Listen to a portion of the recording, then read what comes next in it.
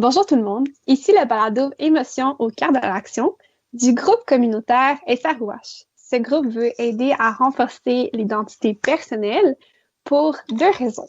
La première, c'est pour se sentir mieux avec soi-même, puis la deuxième, c'est pour être dans l'action au sein de sa communauté. Ici Véronique, Janice, Tristan, Denise. Aujourd'hui, pour poursuivre sur la partie 1 de notre premier balado, on a notre invité, David. Salut tout le monde, heureux d'être ici. Et donc, nous sommes encore une fois en confinement, chacun chez soi. Et le sujet d'aujourd'hui, pour faire suite au balado précédent, en fait, c'est ce qui touche à l'anxiété, mais plus précisément, en fait, on se questionne à savoir comment on peut aider ou plutôt soutenir une personne anxieuse, donc une personne qui vit de l'anxiété. Qu'est-ce qu'on peut faire, en fait, pour l'écouter, la soutenir ou peu importe. C'est ce qu'on va traiter aujourd'hui. Pour ma part, vu que je suis une personne qui vit beaucoup d'anxiété depuis plusieurs années, j'ai comme un bagage de conseils à offrir aux gens parce que des fois, on se fait aider par des personnes, puis même si c'est vraiment gentil ce qu'ils veulent faire puis que ça part jamais d'une mauvaise intention, des fois, qu'ils font, c'est pas forcément la meilleure chose à faire. Donc, c'est aussi pour ça qu'on a décidé d'en parler aujourd'hui. Donc, pour ma part, un des conseils, en fait, que j'aurais à donner, c'est quand une personne est anxieuse, il faut pas lui demander pourquoi elle est anxieuse sur le coup.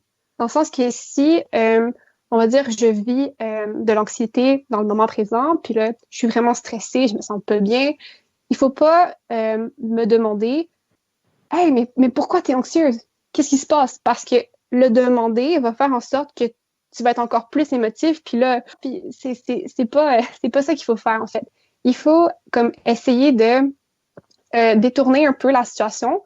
Puis une fois que la personne est calme, une fois que c'est comme mieux, la situation va mieux, on peut poser des questions pour comprendre. Mais sur le coup, il faut juste comme aider la personne à se calmer puis reprendre ses esprits. Ça serait un conseil que j'aurais à donner. Est-ce que, Véronique, ça serait une façon de procéder que d'amener la personne à se concentrer sur quelque chose d'autre que la situation dans laquelle elle est et qui stimule son anxiété? La seule chose, il faut pas trop parler non plus.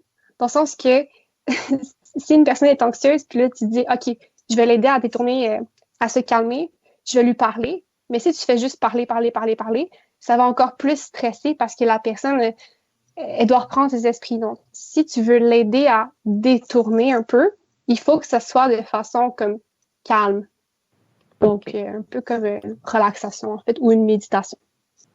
Oui. Ben, j'avais lu dans les travaux du docteur Sonia Lupien, justement, et de d'autres psychologues qui expliquaient que la respiration, c'était un excellent moyen. Le fait aussi de bouger, de faire de l'exercice peut aussi être une façon de canaliser l'énergie qu'on a. Puis c'est évidemment, si on le fait à deux, c'est probablement plus agréable que de le faire tout seul.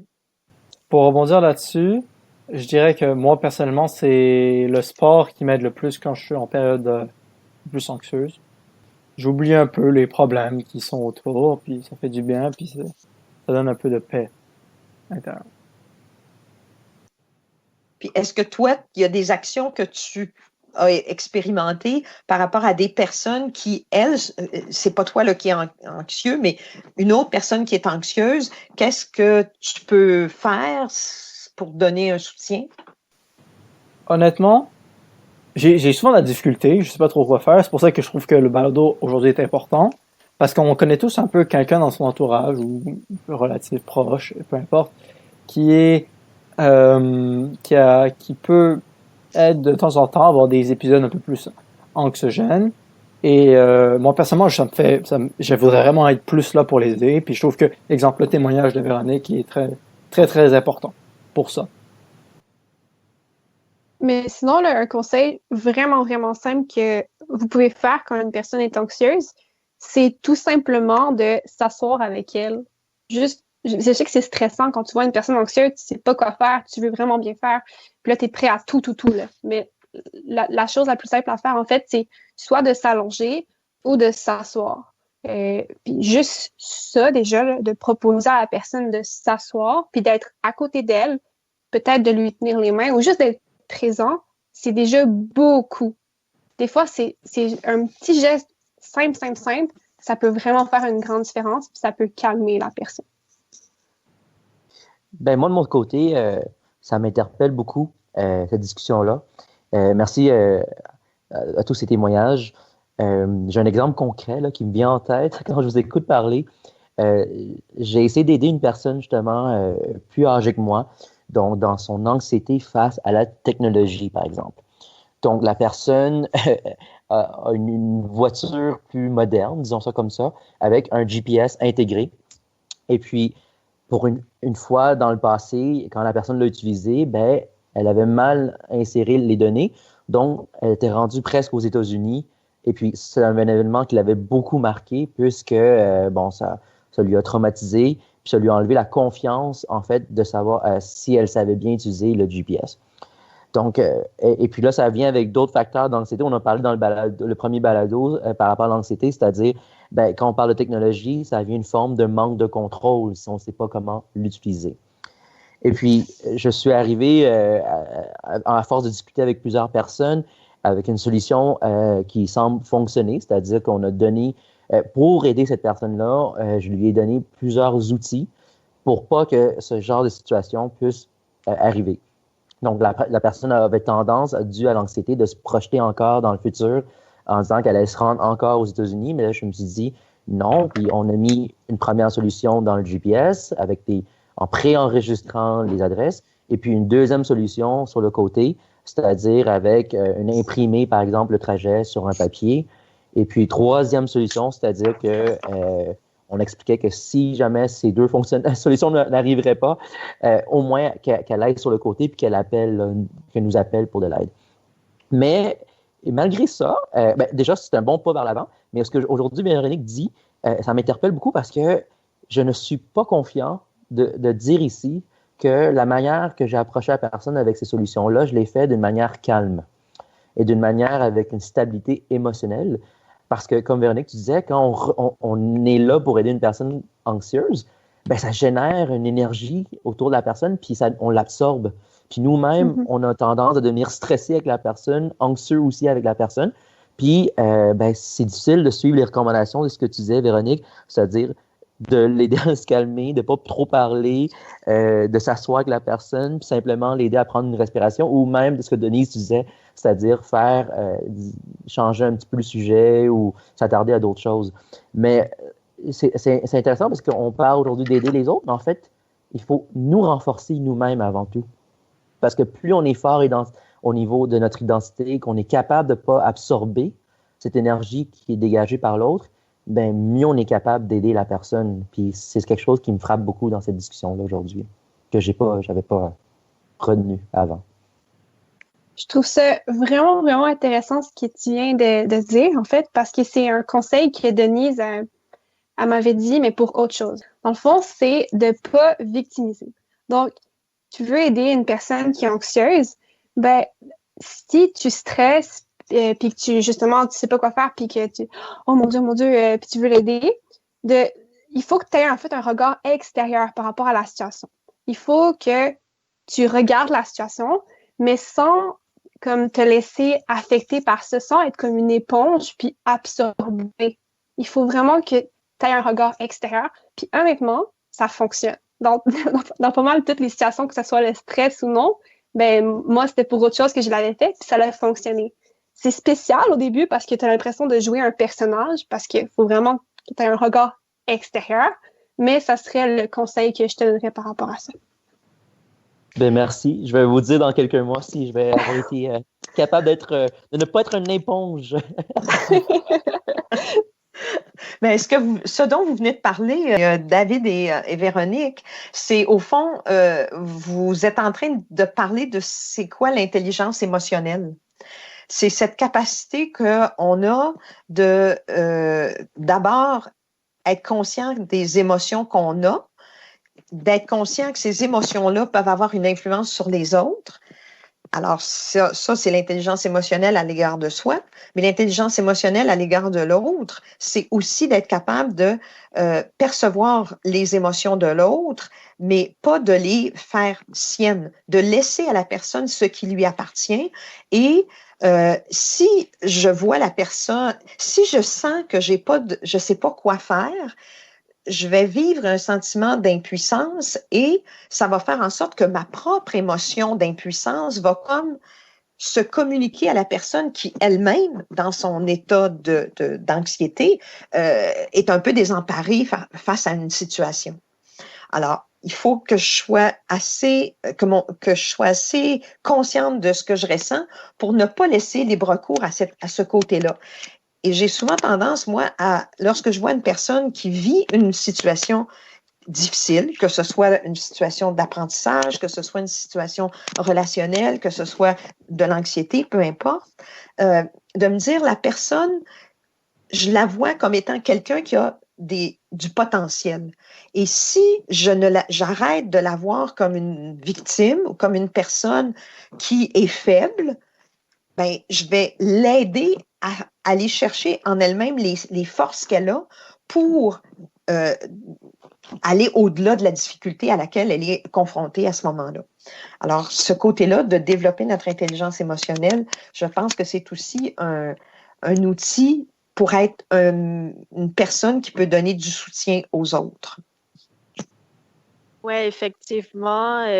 Moi, en général, je suis pas très anxieuse. J'ai des petits moments de stress, comme pendant mes études ou pendant que je vis une grosse situation de changement.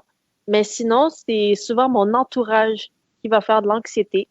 Puis j'ai remarqué justement que après que ce soit passé, exemple, mon amie, elle a vécu de l'anxiété pour telle situation. Mais ce que je veux faire, c'est que je vais lui demander comment tu te sens à ce moment-là. Pourquoi tu te sens comme ça? Pour lui faire réaliser d'où vient ce stress-là, pourquoi ce stress-là revient. Puis des fois, ça l'aide vraiment à comprendre pourquoi le stress vient de telle place, puis à faire en sorte que des fois, il y a certaines situations qui vont plus être vécues de la même manière. Et aussi, ce que je remarque, c'est que souvent, bon, on se fait la personne se fait des scénarios, puis elle voit juste des problèmes, puis je parle à la personne, puis je lui dis, OK, est-ce qu'on peut trouver des solutions ensemble? Aider à trouver des solutions, des fois, ça l'aide aussi à mieux affronter la situation, je dirais. Puis ça, c'est souvent mes conseils, puis qu'est-ce que je fais avec les gens.